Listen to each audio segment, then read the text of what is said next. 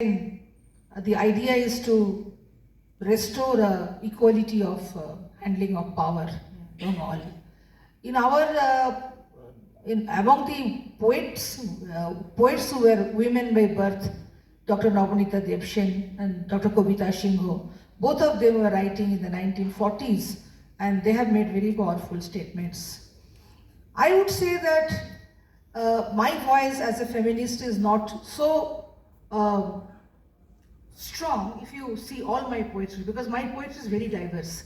I write romantic poems, I write poems of relationship, of sometime like this one is of imagination, and also of relationship between me and the rest of the society.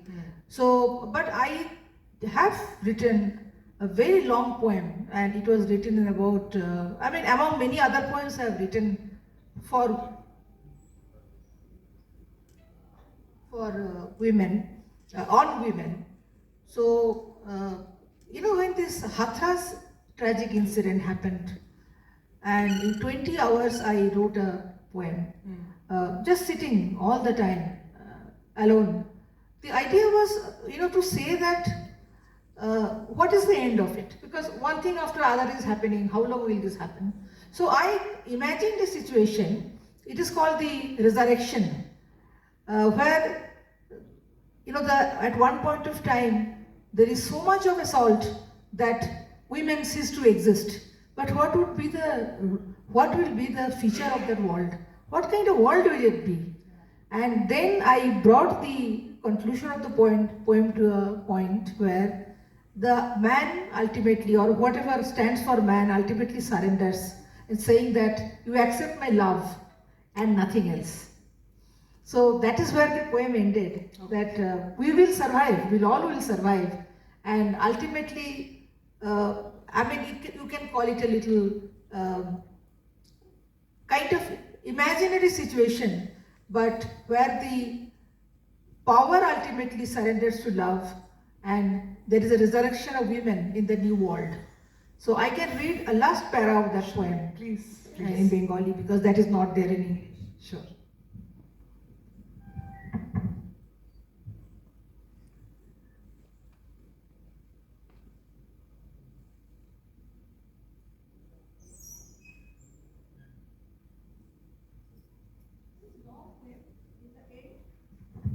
The man is saying, ভোরের ঘাসে মুখ রেখে বারবার বলো হায় আমি কি করলাম, কেন প্রেমিক হলাম না, হন্তারক কিভাবে হলাম, how did I become a killer, why did I not become a lover. আমি চাই তুমি শোকার্ত চাতকের মতো বৃষ্টির প্রতিটি বিন্দুকে বলো আমার মৃত্যু যন্ত্রণার কথা, মাধুকরী করে তুমি প্রত্যেকটি নিরন্ন কুটিরে গিয়ে ক্ষুধার্ত ফিরে আসো, আর ব্যর্থ পৌরুষ দিয়ে লেখো আমার জীবনী কাব্য।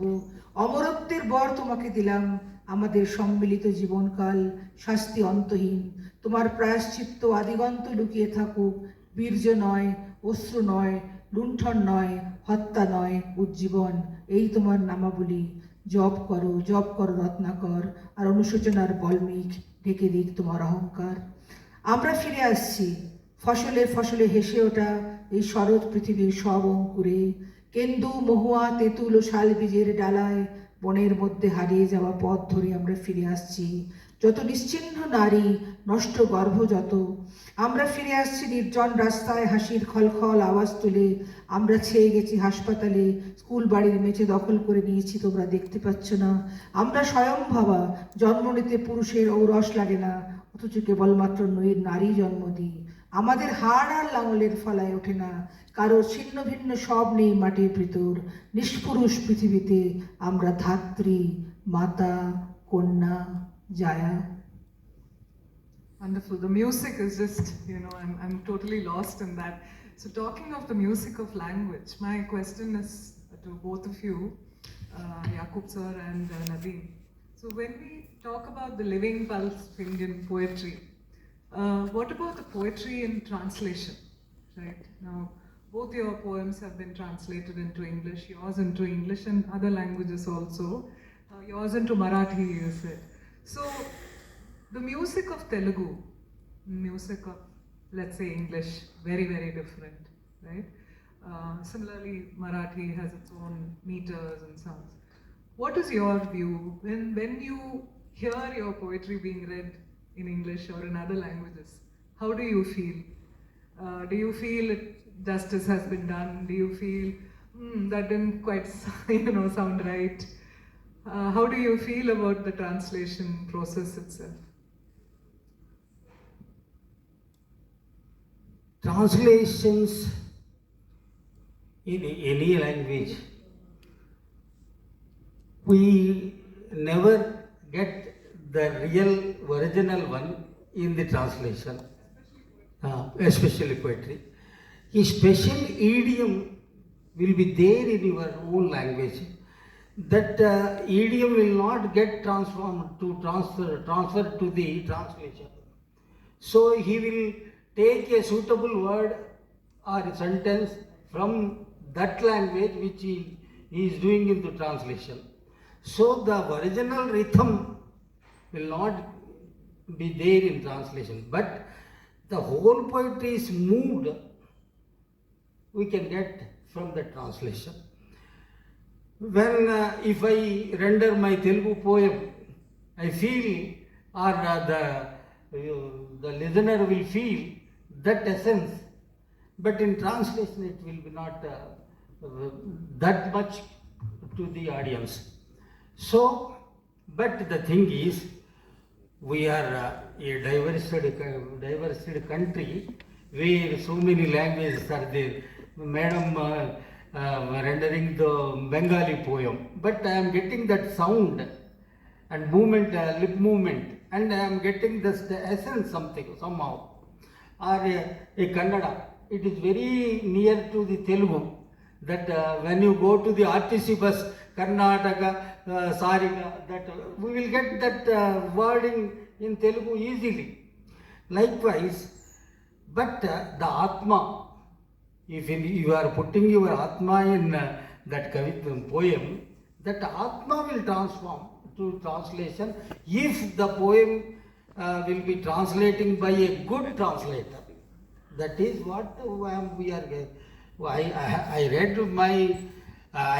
so many Bengali novels in my childhood. So many Bengali. We got Rabindranath Tagore. I felt Rabindranath Tagore is my village's man. Likewise, Premchand, Hindi वाला प्रेमचंद को मेरा तेलुगु वाला ऐसा translate करे.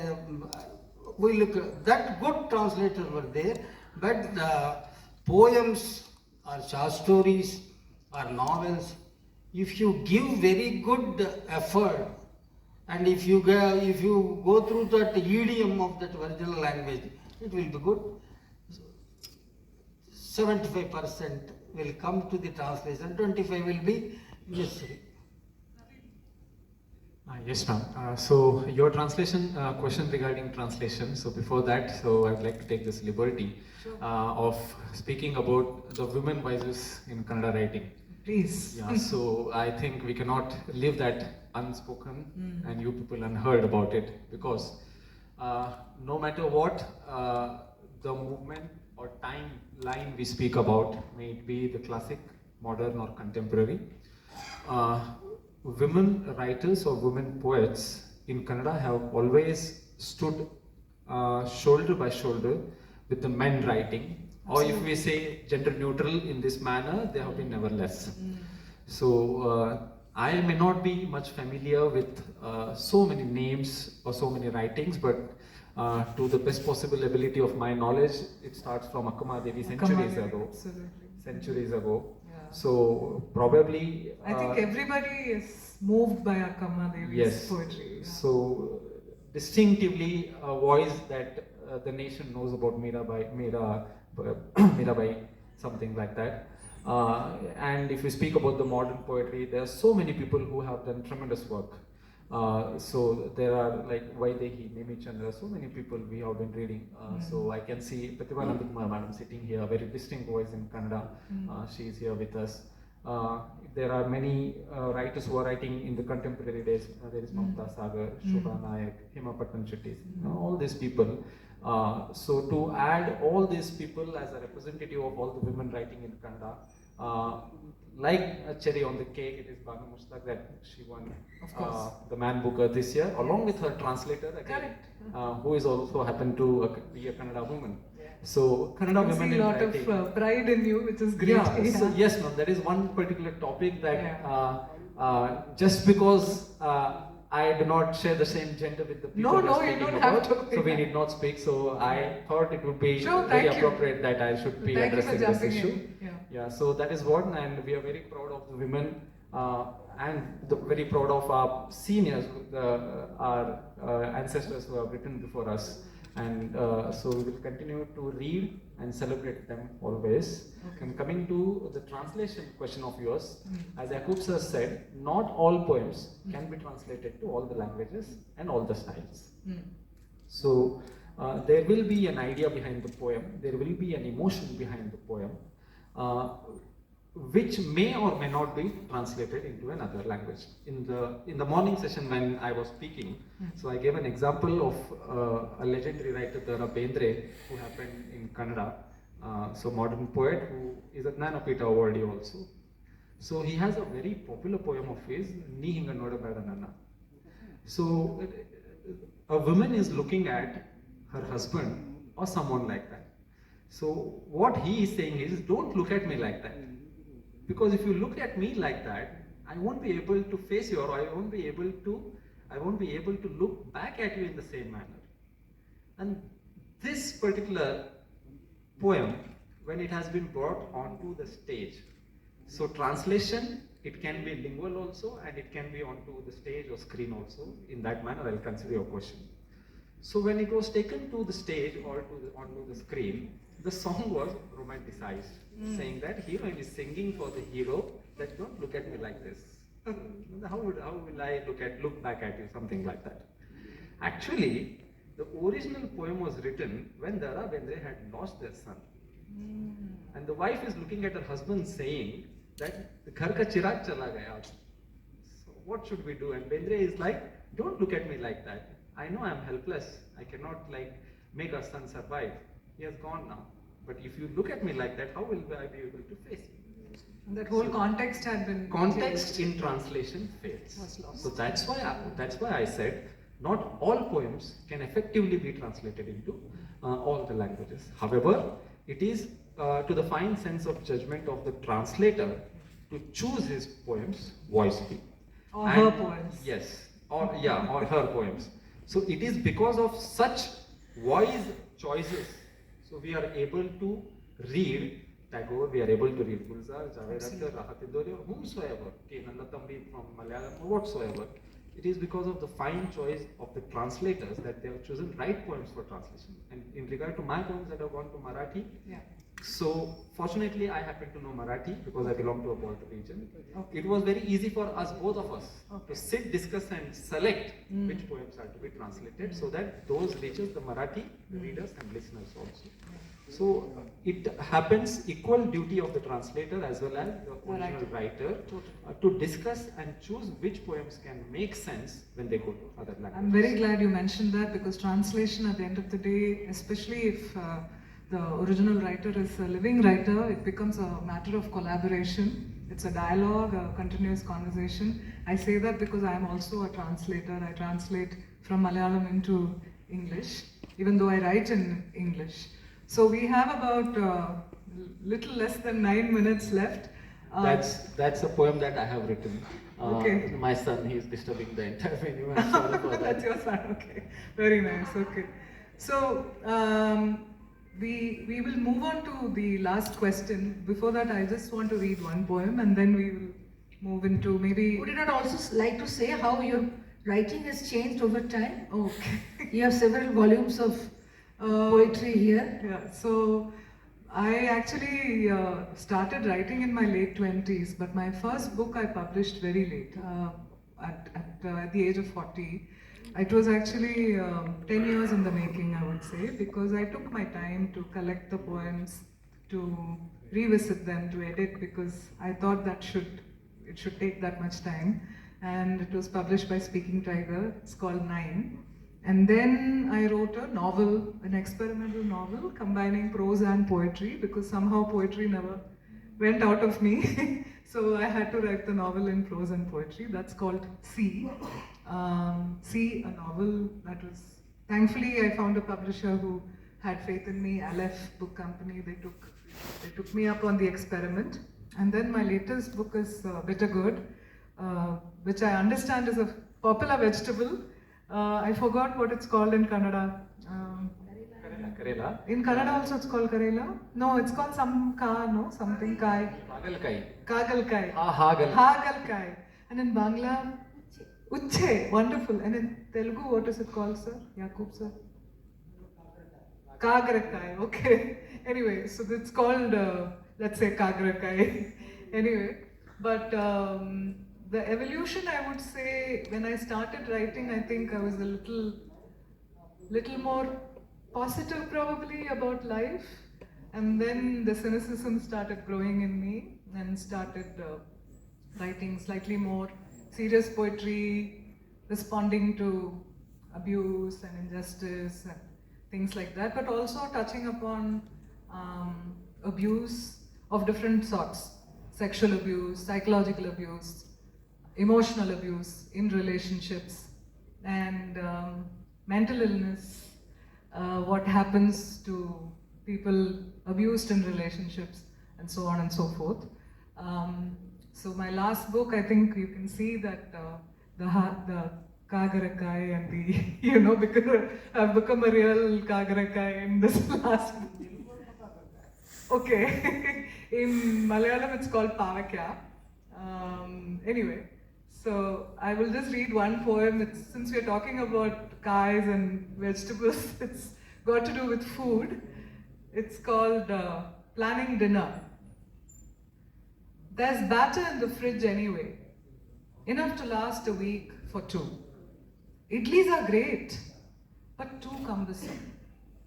Their molds pile, grate in the sink, steel scrubs, screams shrill. Soft mounds turn surly in the end. Idlis are not as easy as you think. Supple, warm, plump. They soak up sambar only if they ferment as long as swear words that linger unsaid, unheard in the tap water, now gushing out loud enough for the neighbors to know it's idlis for dinner. So no idlis tonight. Let's settle for dosha. Let's go round and round. Leave a sizzle here, a dribble there. Crisp enough for you? Thank you. Thank you. It's actually a poem that turned out to be about anger, even though she's planning dinner. Anyway. Thank you, ma'am. Thank you. So on a closing note, we heard something very noble from Yakub sir right in the beginning. Reading and writing poetry makes our society a better society. For those of us present here in the auditorium, ma'am, what do you think? How does poetry make us better people? What is it about poetry? What is that quality? I would say poetry expresses in fewer words, so each word is indispensable, and a striking poem pierces through the heart, direct, and because it is short and because it can be more powerful than descriptive prose. It can remain in our heart, and the book of poem can always be kept near your head when you sleep. Wonderful. That's a great thought. Yeah. Yakub sir, do you want to read a poem, or do you want to say what about poetry is? Sir? You said earlier that reading and writing poetry makes us a better society. What is that quality about poetry that makes us a better society? Why do you say that? I believe the sensitization The poetry sensitizes the human being. That's what my opinion. Okay. When you sensitize the human being's original nature, or if you giving the love and with your efforts, with your words, if you clean the what you call your thoughts and heart and everything. Why? Because why I am telling this means I came from a poor family. When I reached to a small house where good people are there, when I turned to them with their hugging hand, hugging nature, they sensitized me and they give me the love. With that, my path is till now, today. So poetry also touches you like that. If poetry touches you, it hugs you, you will become a purified human being. Wonderful. Not 100%, 50% also is better. that will be for better society. So I believe as a retired professor also, Telugu professor. Correct. I was there with 30 years with thousands of younger generation people. In 30 years, I spent with them and I taught them. And with poetry, I got good students from them also. Very nice. So in practice, it is a good practice. So poetry will be good weapon or a tool to go to the human beings, the minds, and it will sensitize the thoughts, and for better society, it is very much needed. Okay. We will use the poetry for that. What I think Wonderful. about that. Wonderful, wonderful. Nadeem? There's a poem that I had read long back. I do not I'm unable to recall it fully, but it said something like ಕವಿತೆ ಸಮಾಜವನ್ನು ಬದಲಾಯಿಸುತ್ತದೋ ಇಲ್ಲವೋ ಗೊತ್ತಿಲ್ಲ, ಕವಿತೆ ಧರ್ಮವನ್ನು ಬದಲಾಯಿಸುತ್ತದೆಯೋ ಗೊತ್ತಿಲ್ಲ, ಆದರೆ ಕವಿತೆ ಕವಿಯನ್ನು ಮಾತ್ರ ಖಂಡಿತ ಬದಲಾಯಿಸುತ್ತದೆ. So which means a poem, I do not know if a poem can change the society. I do not know if a poem can change a religion, but I am sure a poem can change a poet. So these 3 lines or this short, like small lines, are good enough to end my point here, I guess. Yeah, so that's a the great one way who to write end it and the ones who read it, they will surely change. I'll share them with you. That's wonderful. Actually, we are time. Yeah, so that's all. Time is up, and it was a great way to conclude. One request I have for everybody is please buy books of poetry because just as we have already, I think, talked about how important poetry is for our society. We need more readers of poetry. For that, you need to buy the books of poetry. So the books are available there. Please buy them. Thank you for being here and for being such a patient audience. We really appreciate it. Thank you, Yaqub sir, Nadeem and Anita ma'am. It's been a pleasure talking to you all. Thank you so much. Thank you. Thank you very much, ma'am.